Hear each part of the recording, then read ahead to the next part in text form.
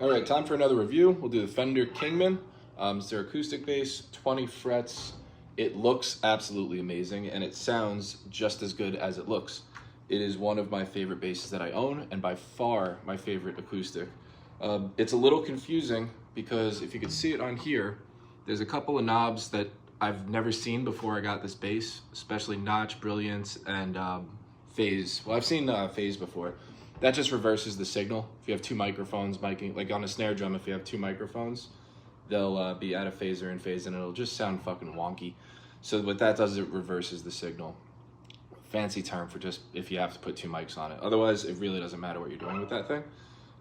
There's a tuner built into it, which is always nice. Without it being plugged in, these are old strings too. So there is that. They're the phosphorus strings, phosphorus bronze, which supposedly, actually not supposedly, from experience, they're a little darker, more mellow and warm, as opposed to that bright, shimmery kind of thing. You gotta do that when you say shimmery, I guess. But then you turn it on. This is with bass up, treble up, mid up, all the way on the EQ. Just sounds great.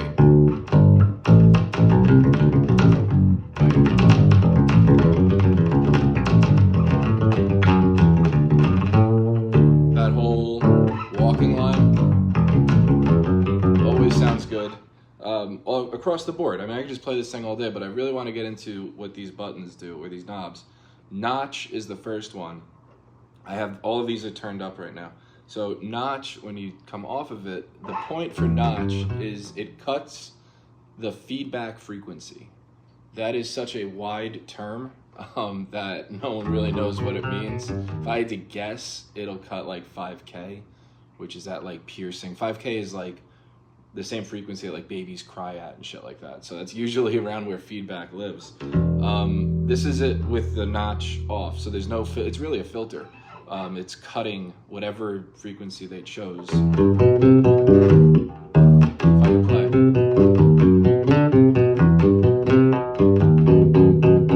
And then we'll put notch all the way up, and you're gonna hear it kind of have that P-bass muffle.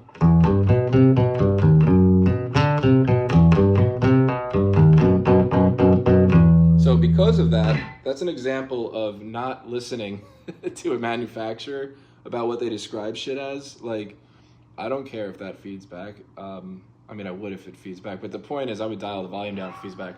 What I care about is how does it affect the tone, and how does it affect the way the bass plays. So I know when I put notch up, I get more of a sound like this, like it's the peanut gallery, which is good if you want that P-bass sound.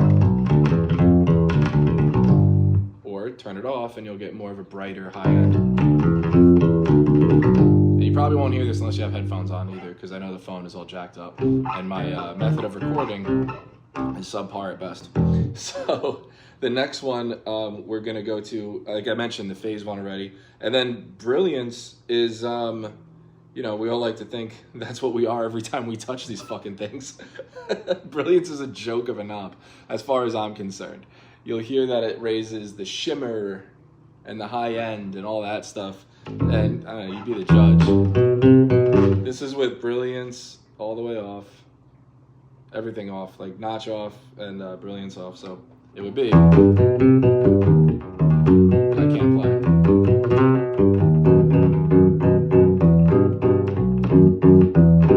So you should be able to hear some shimmer.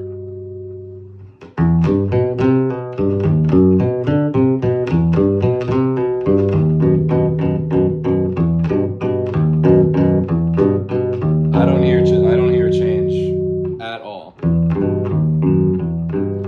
Nothing. That's with it off. That's with it on. Fucking nothing. So I just turned the Brilliance up all the way because, in keeping with attitude and culture of bass players, the Brilliance knob should always be turned up, as far as I'm concerned. But yeah, it's one of my favorite ones. I love writing on it. If I could play it on this and it sounds heavy, it's gonna sound heavy on anything else. Writing on an acoustic is crucial for me, but I didn't know it was until I got an acoustic, because how else would it be? So if I'm playing like that stretch, if I could pull that off here, bass or anything over there, it's gonna be like child's play. It's super easy. I don't change the strings nearly enough because I'm a bass player, but it still sounds great. And that's where I like the phosphorus strings. I've never had strings like this before, and I should change them. I don't know, maybe I'll do it on another video so you can hear the difference of it. But yeah, that's really it. The build quality is great. It's a Fender, so I don't know, people shit on Fenders all the time, but I don't. I like it. The neck is pretty thin also. If you could see, I don't know how to actually gauge it, but it's not, you could fly around with it. Like, and that, it's super comfortable down here too. It's pretty pencil neck. It's only like a 30-inch scale length. I don't want to get into just rifling off the spec sheet because people do that anyway. There's no reason to come to a video to watch that. Respectfully, of course, to everyone else that does that on the internet. But yeah, that's really it. I highly recommend it. I think it's like 600 bucks, or it was when I got it, at 600 bucks. That's a whole nother story that I'll save for a live video because there's a little debauchery involved in that one. But I paid for it, I didn't steal it. So it was good. And yeah, that's really it. California made. And by the time I'm rambling, I'm done with it. So any questions, leave it in the comments below. Like and subscribe if you've made it this far and you want to see me continue to stutter in every single video that I post online. And yeah, happy shredding.